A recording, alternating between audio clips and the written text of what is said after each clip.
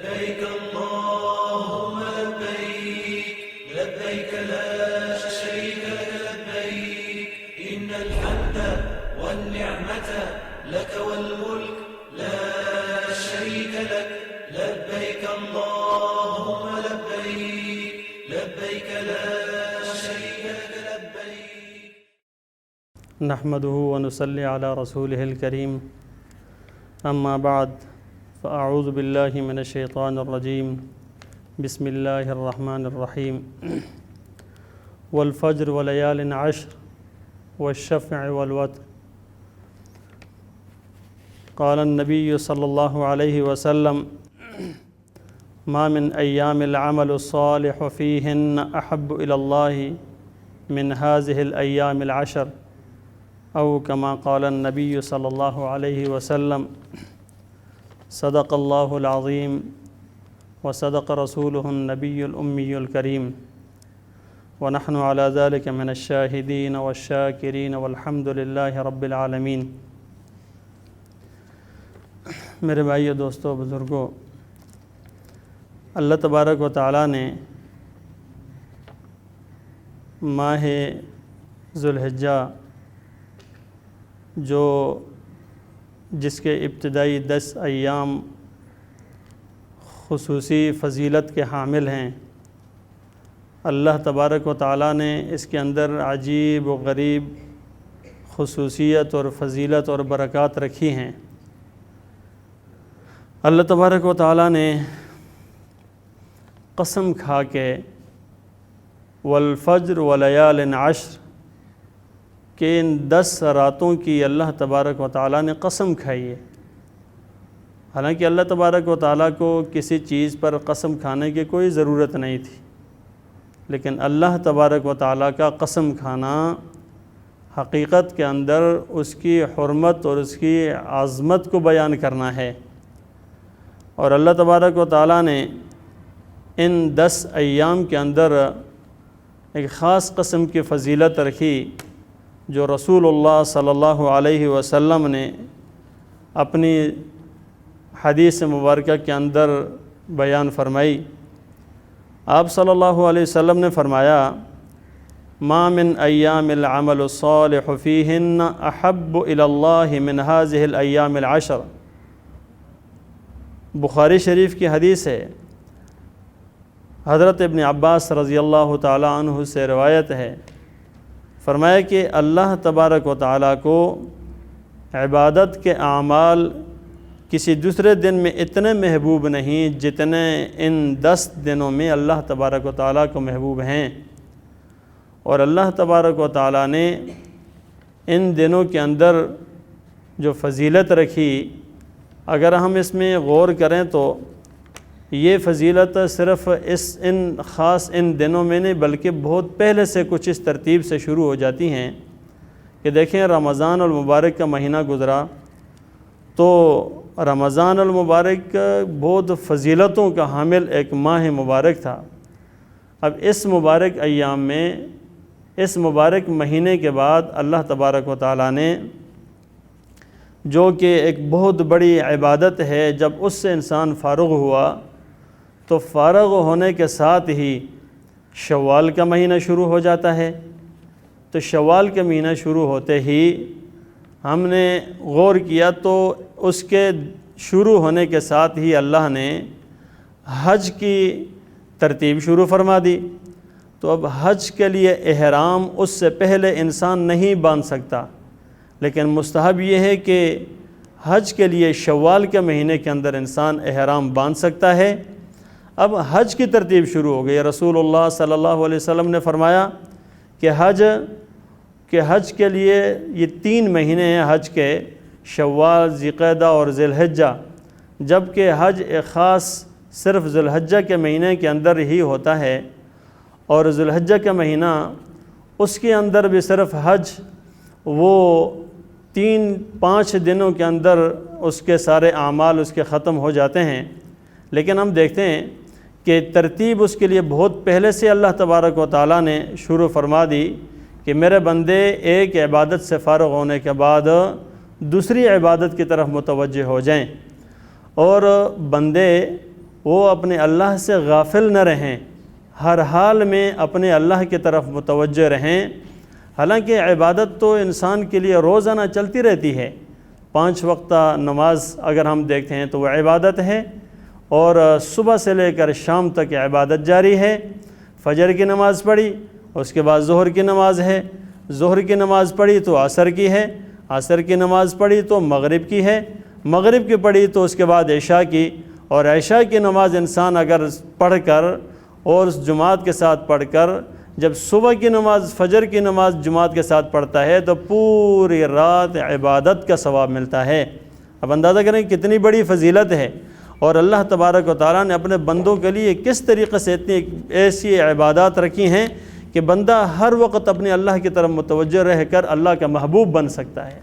لیکن آج ہماری غفلتیں یہ ہیں کہ ہم نے ان خاص ایام، ان خاص جو ہے مقامات جو اللہ نے خاص اس امت محمدیہ کے لیے مقرر کیے، اس سے ہم غافل ہو چکے ہیں۔ انہی میں سے یہی عشرہ ذی الحجہ ہے۔ فرمایا کہ عشرہ ذی الحجہ، شوال، ذی القعدہ اور ذی الحجہ کے اندر حج کے لیے احرام باندھا جا سکتا ہے، اور پہلے زمانے میں لوگ دور دراز سے وہ ان کا پیدل سفر ہوا کرتا تھا، اور پھر جو ہے نا وہ سمندری سفر ہوا کرتا تھا، تو اب اس کے لیے دور دراز سے آنے والے اس وقت سے اپنے آپ کو تیار کر کے احرام باندھ کر چل پڑا کرتے تھے۔ تو اللہ تبارک و تعالیٰ نے ان ایام کے اندر اب اگر غور کریں تو دو عبادتوں کے بعد ایک خاص عبادت کا حکم دیا۔ وہ ایک عبادت ماہ رمضان میں روزے رکھنے، اور روزے رکھنے کے بعد دیکھیں تو عید الفطر کو مقرر فرمایا ہے۔ عید نام ہے خوشی کا، اور اللہ نے اس کو اس موقع کے اوپر کیوں خاص کیا کہ بھئی اب میرے بندے اس خاص عبادت سے جو کہ بھوک پیاس کی حالت کے اندر اسی طریقے سے اپنے اللہ کو راضی رکھنے کے لیے بھوکے پیاسے رہے، اور اس کے بعد پھر ان کے لیے خوشی کے دن عید الفطر کا مقرر فرما دیا۔ اب جیسے ہی عید الفطر آئی تو اس کے اندر بندے شکرانے کے طور پر صدقہ فطر بھی دیتے ہیں، اور وہ اللہ کے لیے اللہ تبارک و تعالیٰ کی رضا کی خاطر پھر ہر چھوٹے بڑے جس پر لازم ہو وہ صدقہ فطر دے کر شکریہ ادا کرتا ہے، اور یہ بھی بڑی عبادت ہے۔ صدقہ ویسی فضیلت اور باعث برکت ہے۔ پھر اس کے بعد جب ماہ مبارک یعنی رمضان کی عبادت ختم ہوئی، اس کے بعد حج کی عبادت اور ان کے ایام شروع ہو گئے۔ جب حج کی عبادت سے فارغ ہوئے تو پھر اللہ تبارک و تعالیٰ نے ان کو شکرانے کے طور پہ بطور شکرانے کے قربانی کا حکم دیا۔ اب قربانی کر رہے ہوتے ہیں، اور عجیب بات ہے کہ دیکھنے میں آتا ہے کہ انسان قربانی کر رہا ہے اور جانور ذبح کر رہا ہے، ذبح کرنے کے بعد اس کو خود ہی استعمال کر رہا ہے، جبکہ پہلی امتوں کے اندر یہ نہیں ہوا کرتا تھا۔ وہاں یہ ہوتا تھا کہ جب انسان قربانی کرتا اور اللہ کے حضور قربانی پیش کرتا تو اگر وہ مقبول ہو جاتی تو آسمان سے آگ آ کر اس کو جلا دیتی تھی، جس طریقے سے حابیل اور قابیل کا واقعہ ہمارے سامنے کہ قابیل کی قربانی قبول نہ ہوئی، حابیل کی قربانی قبول ہوئی، آسمان سے آگ آئی، اس نے جلا دیا اس کو۔ یہ علامت اور نشانی ہوتی تھی قبولیت کی۔ لیکن اگر ہم دیکھیں اس امت محمدیہ کے اوپر اللہ کا خصوصی کرم اور انعام اور احسان ہے کہ یہ قربانی کے ایام کے اندر اچھے سے اچھا جانور قربان کرنے کا حکم ہے۔ جب قربان کر لیتا ہے تو اسی کے ساتھ اس کا گوشت خود بھی استعمال کرے، دوسروں کو بھی دے۔ اب جب خود بھی استعمال کر رہا ہے تو اس کے پیسے بھی ضائع نہیں، کیونکہ خود اس کی جان کو اس کو جو ہے نا بدن کو فائدہ بھی پہنچ رہا ہے، اور ثواب کا ثواب ہے کہ ایک ایک بال کے اوپر اللہ تبارک و تعالیٰ نیکی عطا فرماتے ہیں۔ یہ کتنی عظیم عبادت ہے۔ لیکن ان دو عبادتوں کے بعد رمضان کے روزے اور حج کی عبادت کے بعد اللہ تبارک و تعالیٰ نے بطور شکرانہ کے یعنی شکر کا نذرانہ پیش کرتے ہوئے گوئے کہ قربانی کو لازم کیا ہے۔ تو اگر ہم دیکھیں میرے بھائیوں کہ اللہ تبارک و تعالیٰ نے عشرہ ذی الحجہ کو اس کی قسم کھا کر بندے کو بتایا کہ میرے بندو یہ بڑی فضیلت کے جو ہے نا ایام ہیں، اور ان دنوں کے اندر حدیث مبارکہ کے اندر آتا ہے، آپ صلی اللہ علیہ وسلم نے ارشاد فرمایا کہ ان ایام کے اندر اللہ تبارک و تعالیٰ کو اعمال سب سے زیادہ محبوب ہیں، اور پھر اس کے اندر جو انسان روزہ رکھتا ہے، حدیث کے اندر آتا ہے، آپ صلی اللہ علیہ وسلم نے فرمایا کہ گویا کہ ایک دن کا روزہ پورے سال بھر کے روزوں کے برابر ثواب ملتا ہے۔ اور اگر رات کو عبادت کرتا ہے، ایک راتوں کی عبادت، ایک رات کی عبادت بھی اگر کرتا ہے تو یوں سمجھیں کہ اس کو لیلۃ القدر میں عبادت جتنا ثواب ملتا ہے۔ یہ کتنی بڑی فضیلت ہے۔ اب یہ فضیلتیں اگر انسان غور سے دیکھے تو اللہ نے اس امت کے اوپر خصوصی کرم اور انعام کرتے ہوئے رکھی ہے، اور اللہ تبارک تعالیٰ اپنے بندوں سے بہانہ تلاش کرتے ہیں کہ میرا بندہ کسی بھی طریقے سے وہ میری طرف آ جائے اور وہ عبادت کر کر کے مجھے راضی کر لے۔ لیکن آج ہم غفلتوں کے اندر ان ایام کو ضائع کر دیتے ہیں، اور جب ہمارے دیکھیں اگر یہ ایام جب شروع ہوتے ہیں عشرہ ذی الحجہ، تو بہت سارے لوگ یا تو بازاروں میں گھومنے پھرنے میں اس کو ضائع کر دیتے ہیں، یا مارکیٹوں کے اندر، یا جانوروں کے بہانے سے جا کر، حالانکہ جانور انسان دیکھے خریدے، لیکن جانوروں کے پیچھے جا کر اب ان کے اندر ایام سارے کے سارے جو ہے نا اپنا وقت ضائع اور برباد کر دیتے ہیں۔ راتیں ہماری وہ محفلوں کی نظر ہو جاتی ہے، اور دن ہمارے وہ خواب غفلت کے اندر گزر جاتے ہیں۔ یہ کتنی بڑی خسارے کی بات ہے۔ لہٰذا ہمیں چاہیے ہے کہ ان ایام کو جن کے اندر اللہ نے اتنا خصوصی فضیلت اور برکت رکھی ہے، ہم ان کو قیمتی بنائیں اور ان کے اندر عبادت کریں اور روزہ رکھیں۔ اور خصوصاً حدیث کے اندر آتا ہے کہ جو یوم عرفہ کا روزہ رکھتا ہے، جو کہ حج کا خصوصی ایک رکن اس کے اندر ادا ہوتا ہے، وقوف عرفہ۔ حج کی فرضیت، اگر حج کے اندر خصوصی ایک فرض، تو یہ سب سے بڑا فرض یہ ہے کہ آپ صلی اللہ علیہ وسلم نے فرمایا الحج العرفہ، جس نے عرفہ پا لیا، وقوف عرفہ جس کو مل گیا، گویا کہ اس کا حج ہو گیا۔ اب عرفہ کے دن کے روزہ رکھنا،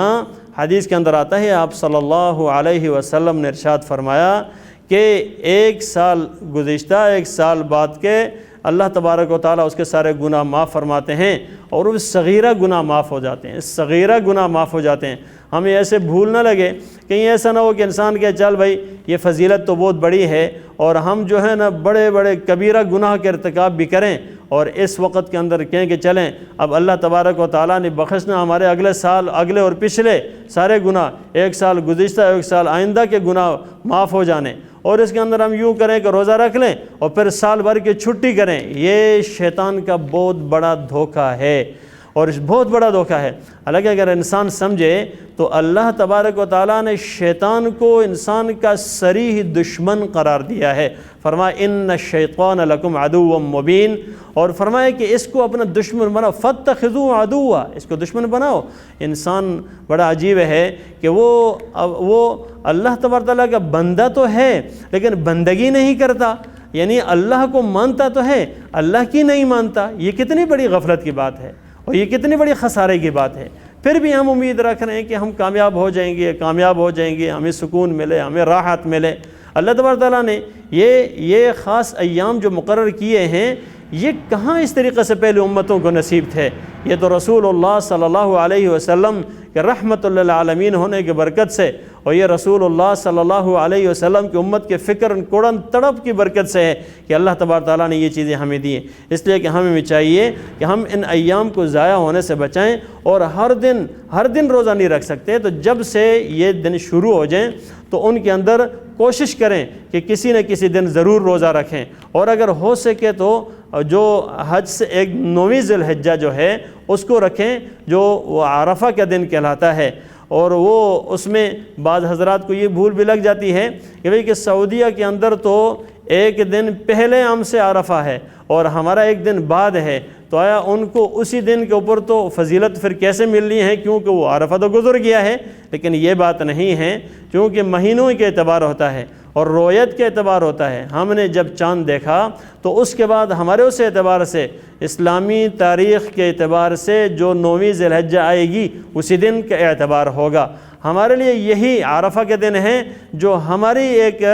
10ویں ذی الحجہ سے ایک دن پہلے 9ویں ذی الحجہ جو بھی آتی ہے، یہ ہمارا عرفہ کے دن ہے۔ اس کے اندر روزہ اس کے میں روزہ رکھنے سے یہ فضیلت انشاءاللہ میسر ہو جائے گی اور مل جائے گی۔ تو ہمیں چاہیے کہ اپنی نیتوں کو درست کر کے اپنے اعمال اب اللہ کے سامنے پیش کرنا اور سوچیں فکر کریں کہ ہم نے اب اللہ کے سامنے پیش ہونا ہے۔ آج سب سے بڑی چیز یہ ہے کہ ہمارے دلوں سے ڈر نکل چکا ہے اور ہمارے دلوں سے اللہ کی محبت نکل چکی ہے، اس لیے بہت ساری چیزوں میں ہیلے اور بہانے تو کر لیتے ہیں اور بہت ساری چیزوں میں ہم قیل و قال اور حجتیں نکالتے ہیں، لیکن اس وقت ہم یہ بات بھول جاتے ہیں کہ بھئی ہم نے اللہ کی بندگی کرنی ہے۔ بندگی کا تقاضا یہ ہے کہ جس طرح اللہ نے فرمایا، جس طرح رسول اللہ صلی اللہ علیہ وسلم نے فرمایا اسی طریقے سے ہم کریں۔ اس کے اندر یہ نہ دیکھیں کہ میرے سمجھ میں آتا ہے یا نہیں آتا اور مجھے یہ بات سمجھ میں آتی یا نہیں آتی۔ اگر سمجھ کی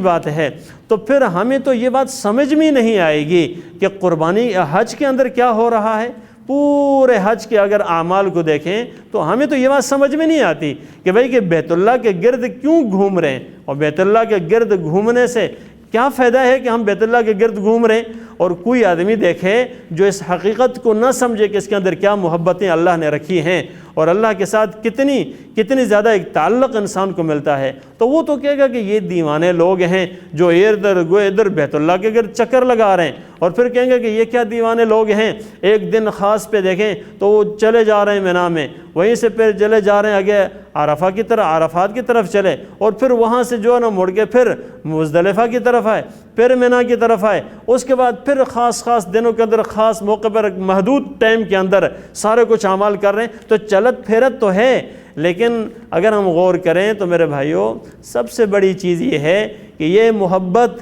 یہ عشق اور یہ سعادت اس انسان کو ملتی ہے جو یہ سمجھتا ہے کہ میرے اللہ کا حکم کتنا محبوب ہے اور اس کو پورا کرنا کتنی بڑی محبت ہے، اور جو یہ سمجھتا ہے کہ میرے نبی اکرم صلی اللہ علیہ وسلم نے یہ اعمال کیے، بس وہ عمل ہمیں سب سے زیادہ محبوب ہے۔ آج اس عمل کی محبوبیت کو ہم نہیں سمجھتے، وگرنہ قربانی کرنا اب کیا ہے، ساری دنیا سمجھتی ہے کہ قربانی کیوں کر رہے ہیں، بھئی قربانی تو جانور کو ذبح کر رہے ہیں، اور جانوروں کو ذبح کر کے جانوروں کو دنیا سے ختم کر رہے ہیں، تو پھر کون کہ بھئی خون بہایا جا رہا ہے اور تمہیں ثواب بھی مل رہا ہے۔ بھئی یہی تو محبوبیت ہے، آپ صلی اللہ علیہ وسلم نے فرمایا کہ محبوب عمل جو ہے نا ان ایام کے اندر وہ جو ہے قربانی کرنا ہے۔ اب یہ قربانی محبوب عمل کیوں کہ ہمارے نبی اکرم صلی اللہ علیہ وسلم نے فرمایا، اور اللہ تبارک و تعالیٰ کیا فرماتے ہیں، لَن يَنَالَ اللَّهَ لُحُومُهَا وَلَا دِمَاؤُهَا وَلَكِن يَنَالُهُ التَّقْوَى مِنكُمْ۔ اللہ تبارک و تعالیٰ کو خون گوشت کی ضرورت نہیں ہے، اللہ کو کسی چیز کی بھی ضرورت نہیں ہے۔ عجیب کہ ہر چیز سے ہم ہی فائدہ اٹھا رہے ہیں، خود چمڑا ہے تو اس سے بھی فائدہ اٹھا رہے ہیں، گوشت ہے اس سے فائدہ اٹھا رہے ہیں، آنتے ہیں اس سے فائدہ اٹھا رہے ہیں، ہر چیز سے انسانی فائدہ اٹھا رہا ہے۔ لیکن اللہ تبارک و تعالیٰ کیا فرماتے ہیں کہ اللہ تبارک و تعالیٰ کو ان کی ضرورت نہیں ہے، وَلَكِن يَنَالُهُ التَّقْوَى مِنكُمْ۔ اللہ تقویٰ کو دیکھنا چاہتے ہیں، حج سے بھی یہی مراد ہے کہ تقویٰ ان ایام میں جو فضیلت رکھی ہے تو اللہ اس کو بھی دیکھنا چاہتے ہیں کہ میرا بندہ کتنا تقوی اختیار کرتا ہے، ڈر کتنا اپنے اندر پیدا کرتا ہے، کس محبت سے یہ صبح اٹھتا ہے اور کس محبت سے رات کو بیدار رہ کر یہ عبادت کرتا ہے۔ راتوں کو بیدار رہ کر عبادت کرنا آسان کام نہیں ہے، یہ تبھی انسان کر سکتا ہے جب یہ سمجھتا ہو کہ میرے آقا صلی اللہ علیہ وسلم راتوں کو اٹھ کر عبادت کرتے تھے، اور وہ جانتا ہو رات کو عبادت کر کے کتنا انسان اللہ کا محبوب بن سکتا ہے اور کتنا ہی اللہ تبارک و تعالیٰ کی رضامندی حاصل کر سکتا ہے اور بندگی کا اعلیٰ مقام انسان حاصل کر سکتا ہے۔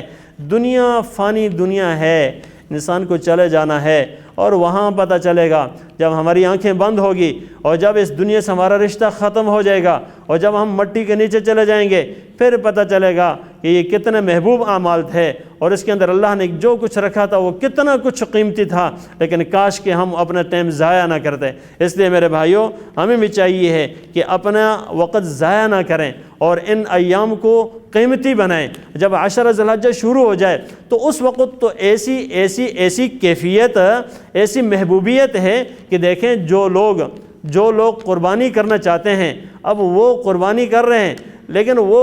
حج کے اندر شریک نہیں ہو سکے۔ حج کے اندر جو ایک دیوانگی کی کیفیت ہے اور محبت کی اعلیٰ درجے کی کیفیت ہے، لیکن موت کی مکمل طور پہ یاد دلانے والی ہے کہ دو کپڑوں کے اندر ملبوس اور دو سفید لباس، دو سفید کپڑے انسان نے اپنے زیب تن کیے ہوا ہوتا ہے اور وہ چل رہا ہوتا ہے، تو ان ایام کے اندر جو آدمی ان کے ساتھ وہاں شریک نہیں ہوتا، ادھر بیٹھے بیٹھے دل کے اندر ان کی محبت کو لے کر بیٹھے، اور محبت کو لے کر بیٹھنے کے لیے ایک خاص قسم کی پابندی رسول اللہ صلی اللہ علیہ وسلم نے لگائی، اور فرمایا آپ صلی اللہ علیہ وسلم نے ارشاد فرمایا کہ اذا دخل العشر واراد بعضكم ان يضحي فلا ياخذن شعرا ولا يقلمن ظفرا، فرمایا مسلم کی روایت ہے، فرمایا رسول اللہ صلی اللہ علیہ وسلم نے جب ذی الحجہ کا پہلا عشرہ شروع ہو جائے اور چاند جیسے ہی چاند نظر آ جائے، کیونکہ یہ ساری چیزیں ان کا مدار چاند پر ہوتا ہے،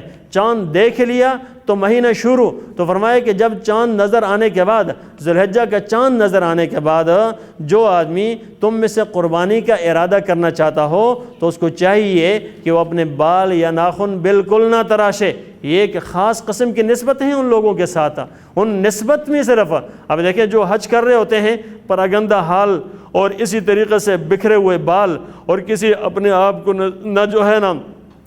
بالوں میں کنگھی مار کے صاف کر، نہ کچھ اور کر سکتے ہیں، اور اسی طریقے سے جو ہے نا وہ گرد و غبار سارا لگ کے چل رہا ہوتا ہے انسان، وہ امیر ہو کہ غریب، وہ ہر حال میں، وہ جھونپڑی میں رہنے والا ہو کہ محلات کے اندر، وہ بادشاہ ہو کہ رعایا ہو، وہ سارے کے سارے ایک سرکل میں سب کچھ چلنا پڑ رہا ہے۔ یہ ایک بہت بڑی نشانی ہے کہ بندگی کے لیے اپنے آپ کو مٹانا پڑتا ہے، تو جو لوگ وہاں نہیں پہنچ سکتے وہ ان کے ساتھ خاص قسم کی مشابہت اختیار کرتے ہوئے یہ عمل کریں کہ وہ نہ بال اور ناخن نہ کاٹیں، اور جب قربانی ہو جائے اس کے بعد بال جو ہے نا اور ناخن کاٹیں۔ یہی حال وہاں پر بھی ہوتا ہے کہ ہمارے ہاں ایک ترتیب لازم ہے اس کے اندر کہ جس وقت قربانی ہو جائے تو قربانی ہونے کے بعد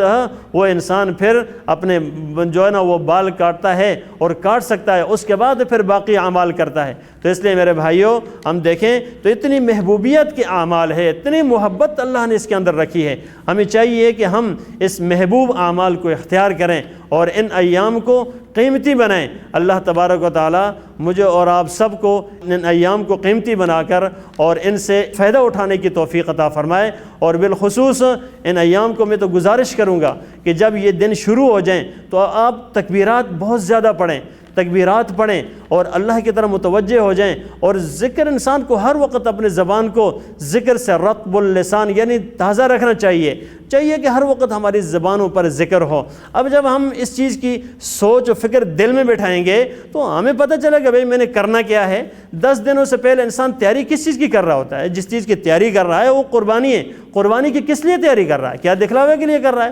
نہیں بھائی، اس لیے کر رہا ہے کہ رسول اللہ صلی اللہ علیہ وسلم نے حکم دیا، اللہ کی رضا ہے، محبوبیت ہے اور دنیا آخرت کی بھلائی ہے، تو اس لیے کر رہا ہوتا ہے۔ اور سوچ رکھنا ہی بڑی بات ہے، یہی سعادت مندی ہے کہ انسان سوچ رکھ رہا ہے۔ اللہ تبارک و تعالی مجھے اور آپ سب کو ان ایام سے خوب استفادہ کی توفیق عطا فرمائے۔ وآخر دعوانا ان الحمدللہ رب العالمین۔ لبيك اللهم لبيك لبيك لا شريك لك لبيك إن الحمد والنعمة لك والملك لا شريك لك